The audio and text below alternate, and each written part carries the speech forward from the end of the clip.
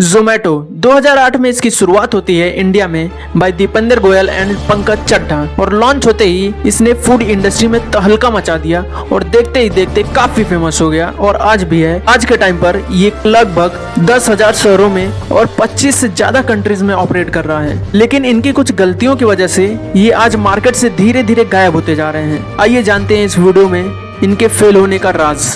जोमेटो को लेकर दो बड़ी खबरें आई हैं।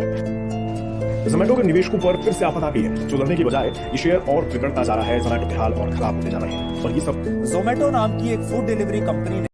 तो सबसे पहले इनका बिजनेस मॉडल समझते हैं। ये रेस्टोरेंट और कस्टमर को कनेक्ट करने का काम करते हैं। मतलब आप कहीं भी कभी भी घर बैठे बैठे ही जोमेटो ऐप से फूड को होम डिलीवरी करवा सकते हैं। जो भी आपके नियर बाय रेस्टोरेंट होगा या फिर ढाबा होगा, वहां से जोमेटो का डिलीवरी बॉय आपका पार्सल लेगा और सीधे आपने जहां मंगाया है फूड को वहां डिलीवर कर देगा। और इसके लिए जोमेटो वाले इस डिलीवरी बॉय को कुछ कमीशन देंगे। और अब देखते हैं कि इनके रेवेन्यू सोर्सेस क्या क्या हैं, ये पैसा कैसे कमाते हैं। पहला रेवेन्यू सोर्स है रेस्टोरेंट ओनर से लिस्टिंग का चार्ज लेते हैं। मतलब कि अगर कोई रेस्टोरेंट जोमेटो पर लिस्ट होना चाहता है तो इसके लिए जोमेटो वाले रेस्टोरेंट ओनर से कमीशन चार्ज करेंगे। दूसरा सोर्स है एड रेवेन्यू। अगर कोई रेस्टोरेंट ओनर अपने रेस्टोरेंट को सबसे टॉप पर दिखाना चाहता है तो इसके लिए रेस्टोरेंट ओनर को एड चलाना होगा जोमेटो ऐप पर, जिसका सारा पैसा सीधे जोमेटो को जाएगा और यहाँ से तगड़ा प्रॉफिट बनाते हैं। तीसरा सोर्स है डिलीवरी चार्ज। जो ये फूड डिलीवर करवाते हैं आपके घर में, उसके लिए ये डिलीवरी चार्ज लेते हैं आपसे और इसी में से ये कुछ % डिलीवरी बॉय को देते हैं और जो बचता है वो इनका प्रॉफिट हो जाता है।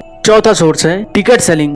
जब कोई इवेंट्स वगैरह आता है जैसे कि न्यू ईयर हो गया, वैलेंटाइंस डे हो गया, तो यहाँ पर रेस्टोरेंट ओनर टिकट्स वगैरह बेचने के लिए जोमेटो ऐप पर अपना ऐड चलाते हैं और जितना टिकट बिकेगा उसका कुछ % जोमेटो रख लेगा। पांचवा सोर्स है जोमेटो लैंड। तो जोमेटो एक इवेंट कराता है जोमेटो लैंड के नाम से। इसमें बड़े बड़े रेस्टोरेंट्स अपनी दुकान लगाने आते हैं क्योंकि इसमें बहुत सारे लोग आते हैं। तो जोमेटो इन रेस्टोरेंट ओनर से तगड़ा पैसा चार्ज करते हैं। छठा सोर्स है सब्सक्रिप्शन प्रोग्राम। इसमें जोमेटो अपना मेंबरशिप देता है कस्टमर को, जिसमें जोमेटो गोल्ड और जोमेटो प्लस नाम से 2 सब्सक्रिप्शन अवेलेबल हैं। इसको लेने के बाद कस्टमर्स को डिलीवरी चार्ज वगैरह नहीं देना पड़ेगा। 7 सोर्स है ये कंसल्टिंग सर्विस प्रोवाइड करते हैं। देखिए इनके पास कस्टमर से रिलेटेड बहुत डेटा है। कस्टमर को क्या पसंद है, किस एरिया से ज्यादा ऑर्डर आ रहा है और कौन से फूड का ऑर्डर आ रहा है, ये सारा डेटा इनके पास अवेलेबल है। तो अगर किसी को नया रेस्टोरेंट वगैरह खोलना है तो ये जोमेटो से कंसल्टिंग सर्विस लेकर अपने टारगेटेड कस्टमर्स के एरिया में अपना रेस्टोरेंट खोल सकते हैं, क्योंकि जोमेटो के पास सारा डेटा अवेलेबल है कौन से एरिया से कौन सा फूड का ऑर्डर सबसे ज्यादा आ रहा है। इसी कंसल्टिंग सर्विस के लिए जोमेटो तगड़ा पैसा चार्ज करता है। और तो और ये रेस्टोरेंट ऑनर्स के लिए ऐप भी बिल्ड करा देते हैं, यहाँ से भी ये अच्छा प्रॉफिट निकाल लेते हैं। और 8वां सोर्स है जोमेटो हाइपर प्योर। ये B2B प्लेटफॉर्म की तरह काम करता है। इसमें ये रेस्टोरेंट ऑनर्स को रॉ मटेरियल सप्लाई करने का काम करते हैं। जो भी वेजिटेबल वगैरह चाहिए, जो भी इंग्रेडिएंट्स चाहिए, ये सब हाइपर प्योर के थ्रू रेस्टोरेंट में पहुंचाया जाता है।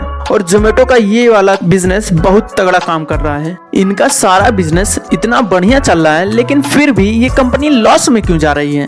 तो देखिए, अगर बिजनेस लॉन्ग टर्म में चलाना है तो सबको खुश रखना पड़ेगा और इनके बिजनेस में 3 लोग इन्वॉल्व हैं, रेस्टोरेंट, कस्टमर और डिलीवरी बॉय। और ये तीनों ही इनसे खुश नहीं है। कस्टमर हाई प्राइस से परेशान है। जो फूड 100 रुपए में मिलेगा वही जोमेटो पर 200 का मिलेगा, प्लस GST चार्ज वो अलग, प्लस डिलीवरी चार्ज वो अलग। फेस्टिवल वगैरह में तो और भी ज्यादा हाई प्राइस पे मिलेगा फूड। चलो हाई प्राइस तक तो ठीक था, लेकिन डिलीवरी भी सही से नहीं करवा पाते हैं। कभी खाना ठंडा हो जाएगा तो कभी सब उसी में मिक्स हो जाएगा एकदम। इन्हीं सब के चलते कस्टमर इनसे खुश नहीं है। रेस्टोरेंट ओनर को भी ज्यादा प्रॉफिट नहीं होता है। पर ऑर्डर पे लगभग 30% से भी ज्यादा जोमेटो कमीशन ही काट लेता है। और जोमेटो बहुत रेस्टोरेंट ओनर को डिलिस्ट भी कर देता है या फिर रैंकिंग सबसे नीचे कर देगा, जिससे इनको ऑर्डर ही नहीं आएगा। डिलीवरी मैन भी इनसे खुश नहीं है क्योंकि इनको ज्यादा कमीशन ही नहीं मिलता है डिलीवरी करने का। प्लस अगर इनसे कोई गलती हो गई या फिर कोई इनकी कंप्लेंट वगैरह कर दिया तो इनका पैसा ही काट लिया जाता है।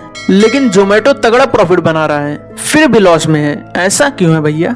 तो देखिए, ये एडवर्टाइजिंग वगैरह पर इतना पैसा खर्च कर देते हैं कि ऑर्डर तो मिल जाता है, लेकिन एडवर्टाइजिंग का खर्चा ही नहीं निकल पाता। और इनका प्राइस इतना हाई रहता है, इसीलिए कस्टमर्स पहले इनका और इनके कॉम्पिटिटर्स का प्राइस कंपेयर करेगा। जिधर उसे कम प्राइस मिलेगा उधर ही वो जाएगा।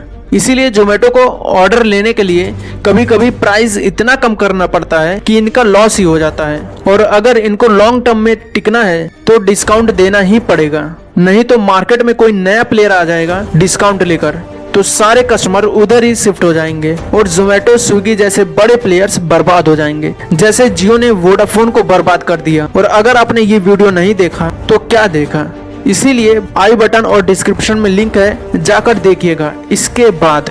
और अब जोमेटो ने एक और प्रॉब्लम क्रिएट कर लिया ब्लिंकिट को 4,447 करोड़ में खरीद के, क्योंकि अब इन्हें ब्लिंकिट में भी पैसा लगाना होगा इसकी ग्रोथ के लिए। तो जोमेटो पर एक और बर्डन आ गया, अगर ये ब्लिंकिट को नहीं चला पाए तो सीधा सीधा 4,447 करोड़ का लॉस तो होगा ही। तो यही सब के चलते ये लॉस में ही जा रहे हैं और इनके शेयर प्राइस भी लगातार गिरते जा रहे हैं। और अगर वीडियो पसंद आया तो सब्सक्राइब करो, लाइक करो, शेयर करो, जो मन करना है करो, लेकिन करो। मिलते हैं अगले वीडियो में।